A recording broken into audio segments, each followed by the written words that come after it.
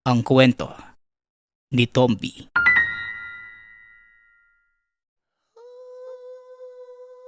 Ang kwentong ito ay hango sa totoong buhay. Mula ito sa isa nating tagapakinig na itago na lang natin sa pangalang Kitong. Taong 1962, Palawan. Sa munting bayan ng Borlan, tahimik at masayang naghahanap buhay ang pamilya ni Kitong. Noong mga panahong ito ay unti-unti niya nang natatanggap ang pagkawala ni Tatay Benji. Magdadalawang buwan pa lamang ang nakalipas mula nang mamaalam ang matanda. Wala itong ibang iniwan sa kanya maliban sa isang medalyon na hugis susi at malawak nitong lupain na pinamana kay Kitong. Sa 10 nitong anak, tanging ang binata lamang ang nanatili sa poder. Kahit na may sarili na itong pamilya, hindi man lamang lumabas sa pag-iisip ng anak na iwan ang ama. Ipinamana rin ng matanda kay Kitong ang lahat ng pag-aari. Isang araw bago ito malagutan ng hininga. Malakas na antingero ang Tatay Benji noong kabataan. Marami-raming mga nilalang ang pinahirapan at binawian nito ng buhay. Kakibat ang madalas nitong may kaaway dahil mabilis uminit ang ulo. Lalo na kapag alam nitong nasa panig ng kaliwa ang kinakausap.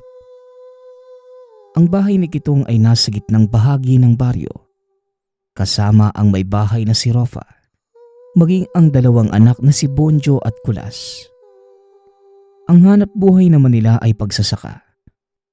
Medyo may kalayuan man ang lupaing naiwan ng Tatay Benji. Wala namang magagawa si Kitong kundi ang tumungo sa lupain. Gayong dito nakasalalay ang makakain ng buong pamilya. Tanging pagsasaka lamang lang din ang alam na hanap buhay ni Kitong. Minsan maaga ito kung umalis sa tahanan upang mananggot ng nyog. Ang panunuba ang pangunahin nilang pinagkakakitaan. Dito rin kumukuha si Kitong ng pambaon ng mga anak. Hanggang sa isang hapon, araw ng Biyernes. Medyo maulan ang panahong yun. Minabuting dumaan ni Kitong sa tabi ng ilog upang mas madaling makarating sa paaralan. Tuwing hapon bago ito umuwi, sinasadya muna nito ang dumaan sa paaralan upang sunduin ang mga anak. Isang bukid din ang pagitan ng tahanan at ng paaralan. Kasalukuyan namang binabagtas ni Kitong ang tabing ilog.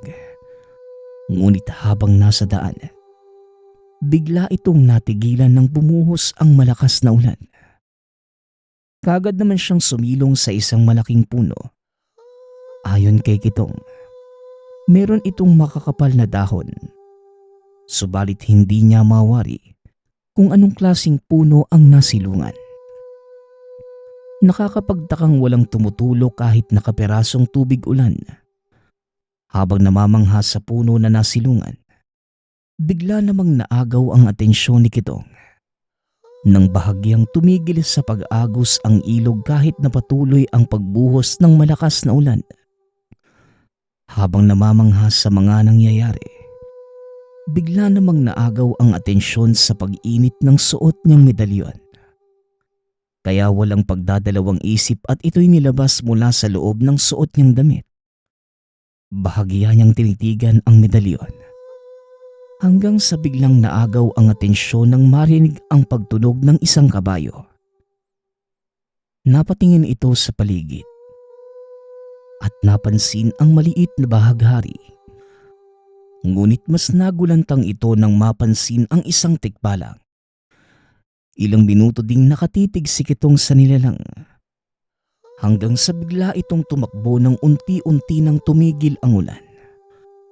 Bumalik din ang agos ng ilog at tuluyang pagtigil ng ulan. Hindi naman napansin ni Kitong na palubog na ang araw ng mga sandaling yun. Kaya nagmadali na ito sa paglalakad bitbit ang salod na puno ng tuba. Makalipas naman ang ilang minutong paglalakad, Kagad niyang narating ang paaralan ng mga anak. Subalit hindi niya makita sa tagpuan ang mga ito. Kagad namang napagpasyahang umuwi ni Kitong dahil maaaring hindi na nakapag-antay ang mga bata at nauna na itong umuwi. Nang makarating sa tahanan, napanatag naman ang loob ni Kitong matapos salubungin ng dalawang anak. Tatay, bakit kakauwi mo lang po? Kanina ka pa namin hinihintay ni nanay. Wika ni Bonjo. Pasensya ka na anak ah. Inabutan ako ng ulan sa daan eh. Umuulan ba sa bukid? Pero, sige na.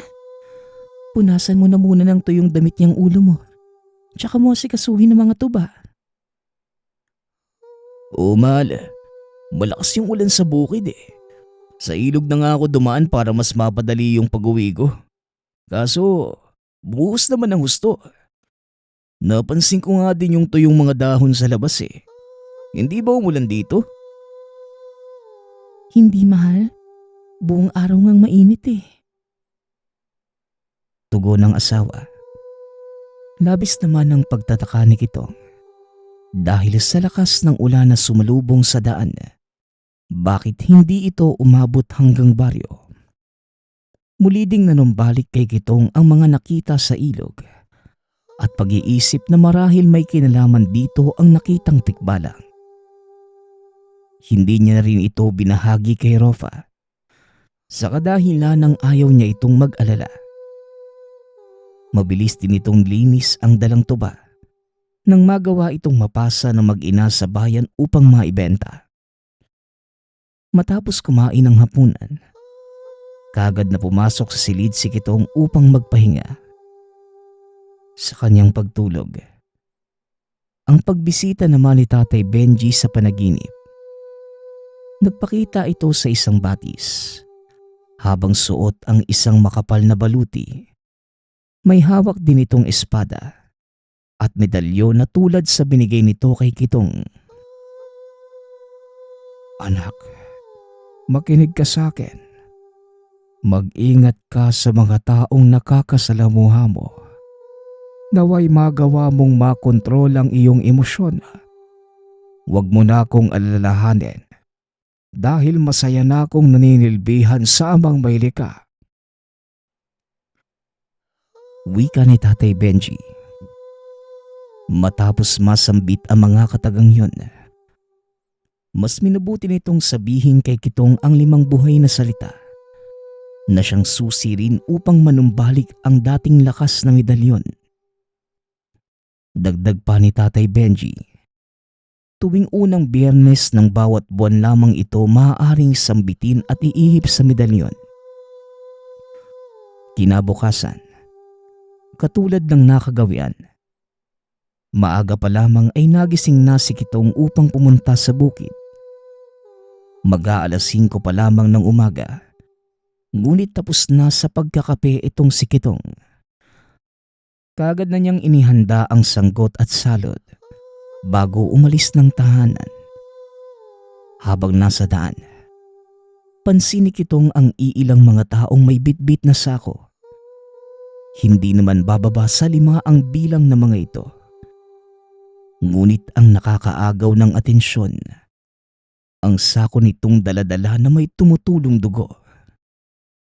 Kitang-kita din ang humpak nitong muka. Nakapaalamang kong maglakad at napakabaho ng mga amoy. Noong una, inisip ni Kitong na marahil may patay lamang na hayop na nasa malapit. Subalit, nakumpirma niyang nanggagaling ang amoy sa mga taong nakasalubong. Dahil lalong naging mabaho ang amoy nito, palapit sa kinatatayuan. Ramdam din ni Kitong ang muling pag-init ng suot niyang medalyon. Ngunit nagtataka ito. Tila bakit hindi siya nakikita ng mga taong nakakasalubong. Halos tumagal din ng ilang minuto bago siya tuluyang nakalayo sa mga ito. Pagkarating naman sa bukid, kagad na inakyat ni Kitong ang unang niyog. Labis ang gaan ng katawan ni Kitong, kaya hindi na ito nagpahinga at patuloy lang sa pagtatrabaho. Noong una, inisip ni Kitong na marahil maganda lamang ang tiyempo ng katawan, subalit matapos sanggutin ang lahat ng nyog, hindi pa din ito nakakaramdam ng pagod at biglang naalala ang suot na medalyon. Buong hapon na nagtrabaho si Kitong sa bukid. Halos ubusin na niya ang sanga ng mga puno dahil sa plano niyang pag-uuling. Pagkarating naman ng 3:00, sinimulan ng tahaki ni Kitong ang daan pauwi. Sa pagkakataong yon, sinadya niyang dumaan sa paanan ng bundok dahil mataas pa naman ang sikat ng araw. Habang binabagtas ang daan, bigla naman niyang nasipat ang grupo ng mga kalalakihan na pasalubong sa daan. May dala ang mga itong itak at flashlight na debaterya. Mahahalata sa mga mukha nito ang pagod at pagmamadali. Hindi naman nagtagal at kagad niya itong nakilala. "Oh, Paring Marsing, saan ang punta ninyo?" Tanong ni Kitong. "Pare, kahapon pang nawawala ang anak ko. Ganon din sina Marbel at Rene. Yung dalawang anak ni Paring Rodel. Sabi-sabi sa bayan. Merong nakakita na sumama yung mga bata sa isang matanda. Hindi naman to pinagdudahan ng mga tao dahil kusang sumama yung mga bata eh. May nakapagsabi sa amin na dito ang direksyon ng huli itong nakita." Tugon ni Marsing. Ganun ba? Sige pare, buuna na din ako ha. Sana makita nyo na kung sino man yung matandang yun." Muling wika ni Kitong. Nagmadali na din itong maglakad matapos malaman ang mga nangyari. Dahil ang mga batang hinahanap ng mga ito, kamag-aral ng anak. Makalipas ang halos 5 minutong paglalakad, narating naman ni Kitong ang tahanan. Masaya itong sinalubong ng mag-ina. "Bonjo, Kulas, halika kayo. Alam niyo ba na may mga nawawalang bata dito?" Wika ni Kitong. "Oo nga pala mahal. Galing dito yung tatay ni Maribel at Rene. Kahapon pa daw nawawala yung mga yun eh." Tugon ni Rofa. "Kaya nga eh, nasa lubong ko yung mga yun eh. Kasama yung iilang mga tanod. Mga anak ha, baka may alam kayo dito." Muling wika ni Kitong. "Kasabay pa naming lumabas ng eskwelahan si Reneta eh. Bale, 5 kami yung naghihintay ng sundo kahapon. Tapos dumating yung matanda na lola nila." Paano mo naman nasabing lola nila yun? Kilala mo ba kung sino yung lola ni Rene?" "Hindi tay. Mabilis silang sumama at kumapit sa kamay ng matanda. Kaya sa pagkakaalam ko, lola nila yun. Tapos yung anak din ni Mang Marsing, nakisabay kasi magdidilim na. Niyaya pa nga kaming sumama sa kanila kaso nakita na ni Bonjo si nanay na papalapit eh. Kaya hindi na nagpumilit yung matanda at umalis din kagad." Tugon ni Kulas. Labis naman ang pasasalamat ni Kitong sa Diyos. Subalit hindi maalis ang pag-aalala dahil nasa paligid lamang ang panganib. Matapos ang talakayan, pumasok naman ang buong pamilya sa loob ng tahanan. Naghanda na si Rofa sa hapag upang makakain na ng hapunan. Bumalik na rin sa normal ang lahat at tila kinalimutan na ang mga nangyari. Habang abala namang kumakain si Kitong, ramdam nito ang unti-unting pag-init ng medalyon. At sa pagkakataong ito, sinimulan niya ng makiramdam. Maya-maya pa, bigla namang tumunog ang kukok mula sa puno ng kawayan. Ito ay isang uri ng ibon na may kulay pulang mata. Kulay pula din ang iilang balahibo nito na may halong itim. Mukha itong lawin ngunit pag-aalaga ito ng aswang. Pero hindi ito pinansin ni Kitong. Hanggang sa naging 3 ang ibon na paikot-ikot sa tahanan. Makalipas ang halos 10 minuto, bigla naman itong tumigil sa paghuni. Sa kasalukuyang gabi, habang nakahiga, bigla naman siyang kinausap ni Rofa. Mahal, kinakabahan ako sa mga nagaganap ngayon.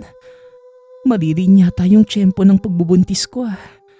Magdadalawang buwan na itong dinadala ko. Kailangan ko na ring sabihin sa'yo. Maaaring magparamdam ang mga demonyong yun. Anumang oras mula ngayon. Wika ni Rofa. Natutuwa ako mahal sa mga binahagi mo. Huwag kang mag-alala. Hindi ko hahayaang may mangyaring masama sa inyo. Tugon ni Kitong. Sa paglalim pa ng gabi, wala namang nagparamdam subalit lumabas si Kitong upang magpahangin. Kahit papano, may alam din naman si Kitong sa mga pangontra. Kaya matapos niyang paikutan ang buong tahanan, mabilis niyang kinuha ang sanggot bago lumabas ng tahanan. Ginawa nitong mag-ikot-ikot sa baryo sa hindi malamang dahilan. Mas minabuti niya pang ilabas ang suot na medalyon upang maging handa sa kung anuman ang maaaring mangyari na hindi inaasahan. Masyado ding napasarap ang paglalakad ni Kitong hanggang sa narating nito ang dulong bahagi ng baryo kung saan malapit sa lupain na iniwan ni Tatay Benji. Tanging buwan lamang din ang nagsisilbing liwanag sa daan niya. Bigla naman itong natigilan matapos makaramdam ng pag-init sa paligid. Bigla ding bumaho ang ihip ng hangin. Nagsitayuan din ang balahibo ni Kitong nang mapansin ang sabay-sabay na pagtuwad ng iilang mga tao sa gilid ng palayan. Kitang-kita ito ni Kitong dahil maliwanag ang sikat ng buwan ng oras na yon. Panay din sa pagsubo ng lupa ang mga nilalang. Kung lantakan nila ito ay tila gutom na gutom.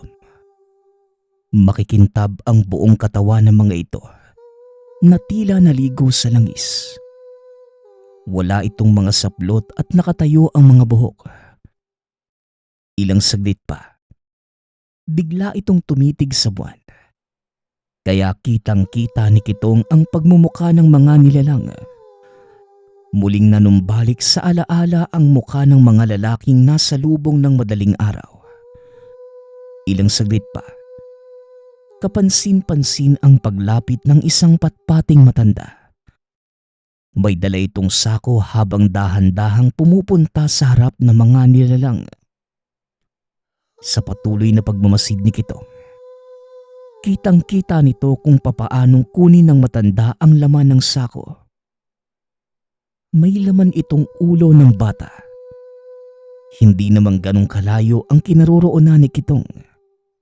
Kaya kitang-kita niya ang mukha ng kamag-aral ni Kulas na si Rene. Matapos yon, ibinuka ng matanda ang malaki nitong bunganga na tila ahas. Sa sobrang laki, nagawa nitong lunukin ang ulo ng walang kahirap-hirap. Makalipas ang halos 3 minutong pagbamasid, unti-unti namang nagsibukahan ang bunganga ng iilang aswang na kaninang nakatitig lamang sa buwan. Bigla itong nagkumpulan sa harapan ng matanda. Ilang saglit pa, dahan-dahan namang binuka ng matanda ang bunganga habang tumutulo ang itim na likido. Dali-dali naman itong sinasalo ng mga aswang gamit ang kanilang bibig. Nang makainom na ang lahat, paisa-isa namang nangati ang mga aswang. Tila mga uod itong binuhusan ng asin. Samantalang ang matanda naman, nanatiling nakatayo sa harapan ng mga nilalang. Maya-maya pa, Biglang naging pula ang mga nanlilisik nitong mga mata. Napunit na din ang mga balat at pagpalitan nyo bilang mga aso. Iba't ibang direksyon din ang pinuntahan ng mga ito. Hanggang sa ang matanda na lamang ang naiwan. Bigla itong tumuwad. Hanggang sa nakarinig naman si Kitong sa boses ng iilang tao na kasalukuyang dumadaan sa kahon ng palayan. Kaya bigla itong napatitig sa mga dadaan. Bahagyang kinabahan sa maaaring maganap. Subalit nang ibalik ang paningin sa kinaroroonan ng matanda, hindi na niya ito nakita. Matyaga niya pang pinagmasdan ang paligid subalit hindi na ito muling nakita pa. Hindi na rin nagtagal at nagpa siyang umuwi na si Kitong. Sa pagtahak ng daan pabalik sa tahanan, bigla naman itong napabunot ng sanggot. Matapos makita ang malaking itim na asong dahan-dahang umiikot sa isang bahay. Alam ni Kitong na may masamang balak ang nilalang, kaya sinadya niya itong ikutan. Unti-unting pinuntahan ni Kitong ang likurang bahagi nito. At nang magkaroon ng pagkakataon, bigla namang napatigil sa paglalaway ang aso. Kalakip ang paghulog ng ulo nito sa lupa. Sinadya ding iwanan ni Kitong ang ulo ng aswang sa gitna ng daan upang magsilbing babala sa mga kalahi nito. Kinabukasan, katulad ng dati, maagang umalis si Kitong sa tahanan. Sa pagkakataong yun, sinadya niyang dumaan sa tabing ilog. Kaya hindi niya maiiwasang dumaan sa malaking puno na sinilungan noong umulan. Nang makalapit sa puno, biglang namangha si Kitong. Binabalot ng alitaptap ang itaas na bahagi ng puno. Subalit ang hindi niya naman napansin, merong nilalang ang namamahinga sa ibaba nito. Bigla namang napatigil sa paglalakad si Kitong. Matapos makita ang kulay puting tikbalang. Sa hindi malamang dahilan, bigla itong yumuko at sinabing, "Ikinagagalak kong makita kayong muli, mahal na prinsipe." Wika ng tikbalang. Ha? Sinong prinsipe? Ako ba ang kausap mo? Kayo nga, kung inyong mamarapatin, hayaan niyo pong ipaliwanag ko lahat ng dapat niyong malaman. Muling wika ng tikbalang. Ayon sa elemento, nasa kaloob-looban ni Kitong ang presensya ng hari nito. Sa pamamagitan ng medalyong hugis susi, nagiging isa ang espiritu ni Kitong at gabay na prinsipeng tikbalang. Dagdag pa nito, ang medalyon ay may kakayahang magbukas ng kabilang dimensyon. Nagagawa din itong magbigay ng sabulag sa maaaring maging kaaway. At kayang matangan na nagmamay-ari ng medalyon ang kakayahan ng haring tikbalang. Ilang henerasyon na rin pumapaloob sa medalyon ang espiritu nito. Labis naman ang pagkamangha ni Kitong matapos marinig ang binahagi ng tikbalang. Kaagad din itong naglaho matapos pumasok sa loob ng puno. Pagkatanghali, matapos magtanim ng mais, mas minabuti namang kumain ni Kitong sa mumunti niyang kubo. Bigla naman itong napatigil nang marinig ang pagtunog ng kabayo. Kagad namang lumabas si Kitong upang tignan ang kaganapan sa labas. "Isang mensahe ang nais kong iparating. Agahan mong umuwi sa inyong tahanan dahil nasa paligid lang ang mga nilalang na nakita mo kagabi." Wika ng tikbalang. Dahil sa narinig, Mabilis na tinapos ni Kitong ang mga gawain sa bukid upang maagang makauwi. Halos mag-aalas 3 pa lamang. Sinimulan na niyang bagtasin ang daan pabalik ng tahanan. Mas minabuti namang dumaan ni Kitong sa tabing ilog at pagbukas ng nakatagong lagusan sa malaking puno. Kagad naman itong nakauwi matapos lumusot sa lagusan sa malawak na kawayanan malapit sa tahanan. Kagad naman niyang nakita si Rofa na abala sa pagkuha ng mga nakasampay na mga damit. O mahal, maaga ka yatang nakauwi ngayon Wika ni Rofa. Nasaan yung mga bata? Tanong ni Kitong.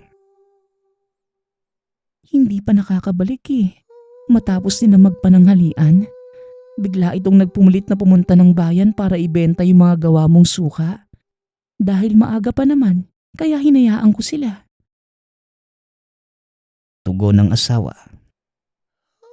O sige, pagkatapos mo dyan, isara mo na din lahat ng bintana at pintuan ha. Mamaya ko na ipapaliwanag. Sundin mo na lang muna mga sinasabi ko.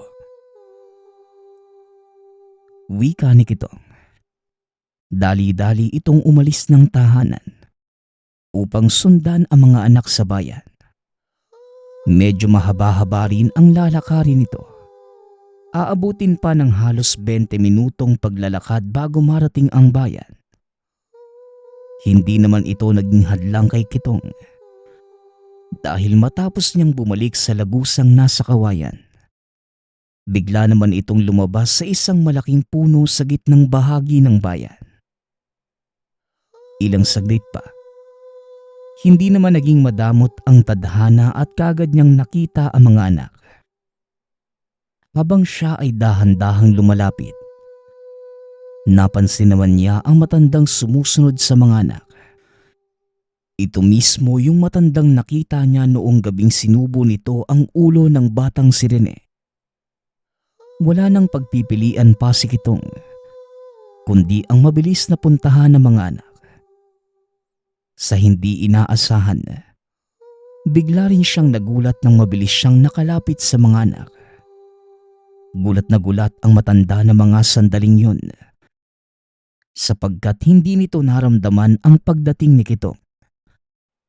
Nang tuluyang makalapit, bigla namang uminit ang ulo ni Kitong, kaya kagad niya itong dinuro-duro. Hoy tanda, kilala kita ha. Ayoko nang makita yung pagmumukha mo. Dahil kung hindi, mapipilitan akong tagpasin yung ulo mo. Wika ni Kitong, sabay dura sa harapan nito. Hindi naman nagsalita ang matanda. Subalit kitang-kita ang galit nito dahil sa pambabastos na ginawa ni Kitong. Tirik pa man ang araw, ngunit kitang-kita ng mag-ama ang pagtaasan ng buhok nito. Dali-dali naman silang lumayo upang umiwas sa gulo. Pagkarating sa tahanan, kagad na nagpausok si Kitong upang itaboy ang mga masasamang elementong umaaligid sa tahanan. Sa paglubog ng araw, matapos maghapunan ay sinadya niya namang hasain ang sangkot. Pagpatak ng saktong alas 8, rinig na ang pag-alulungan ng mga aso. Panatag naman si Kitong na hindi makakapasok ang mga nilalang sa bakuran dahil puno ng makabuhay ang bawat bakod. Halo-halong tunog din ang kanilang naririnig mula sa labas. Merong babaeng umiiyak.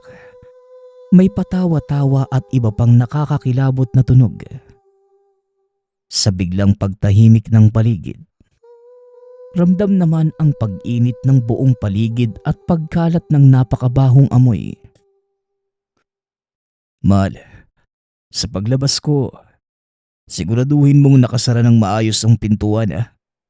Kahit anong mangyari, wag na wag kayong lalabas ng bahay. At wag ka ding mag-alala. Uubusin ko ang mga demonyong yan Wika ni Kitong. Sa paglabas nito sa pinto, ang dahan-dahan namang pagbuka ng bunganga ng matandang nakaabang sa harapan ng bakuran. Naglalaway ito. Nanlilisik ang mga mapulang mga mata. Nakataas din ang lahat ng buhok. Ikaw pala ang dahilan kung bakit nawala ang kaisa-isa kong apo. Pero ayos lang. Dahil higit pa sa inaasahan mo ang magiging kapalit. Wika ng gabunan. Manahimik ka, demonyo. Dahil sasapitin mo rin ang sinapit ng apo mo. Tugon ni Kitong. Aatake na sana ito. Ngunit nakita niya ang nakaabang na mga aso mula sa likurang bahagi ng matanda. Hinawakan nito ang medalyon. Gamit ang sanggot at kakayanan ng tikbalang, mabilis niyang pinagpupugutan ng ulo ang malalaking aso. Hinahanap siya ng mga ito. Ginawa pa ng mga nilalang na gamitin ang pangamoy. Subalit wala itong makuhang bakas ni Kitong. Nagsipulasan din ang mga ito. Ngunit patuloy lamang sa paglagas ang kanilang pangkat. Nang hindi na makapagtimpi ang matandang gabunan, mabilis itong kumilos at pagdura ng kulay pulang likido sa katawan ni Kitong. Kaagad namang nag-alulong ang mga alagad. Sabay-sabay na humarap kay Kitong. Hindi niya napansin ang pag-atake ng asong nasa likod. Kaya nagawa siya nitong makagat. Noong una, wala itong epekto kay Kitong. Tila kumakagat lamang sa goma ang mga aso. Subalit sa dami ng mga yon, unti-unti nang nagkakagalos ang buo niyang katawan. Tuloy-tuloy din sa pagkalmot ang mga gabunan. Ramdam ni Kitong ang hapdi sa tuwing dumadampi ang mahaba nitong kuko sa kanyang balat. Napapagod na ito. Subalit nabuhayan naman ito ng loob. Matapos maramdaman ang pagyanig ng lupa. Nagtalsika naman ang mga nilalang.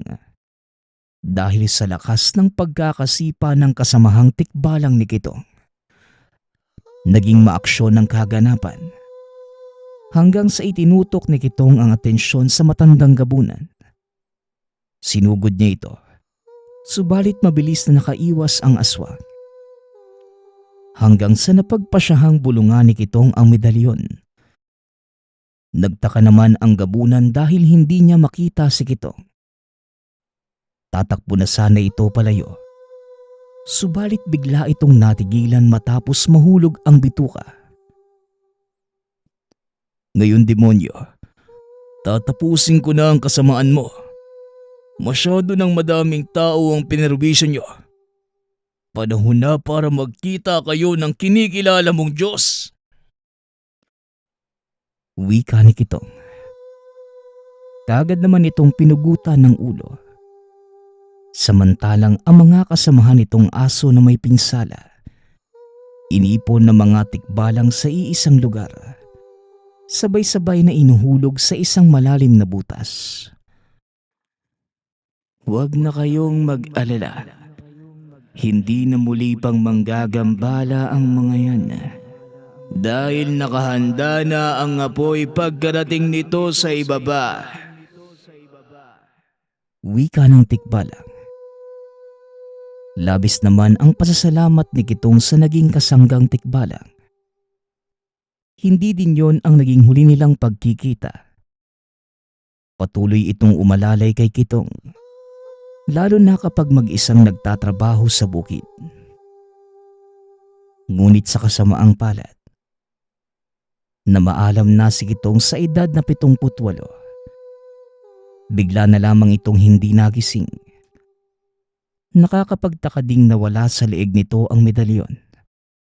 Ngunit ayon sa asawa nito, halos gabi-gabi itong nagpapakita sa panaginip. Masaya ito kasama ang mga kaibigang tikbala. Dahil ito ang may hawak sa medalyong susi. Kaya si Kitong din ang kasalukuyang namuno sa nasasakupan nito. Nagpapasalamat nga pala ako sa nagpadala ng ating kwento. Naway nagustuhan niyo ang inyong napakinggan. Nagpapasalamat din ako sa lahat ng patuloy na nakikinig at sumusuporta sa ating channel. Naway patuloy niyong suportahan at pakinggan ang ating mga kwento.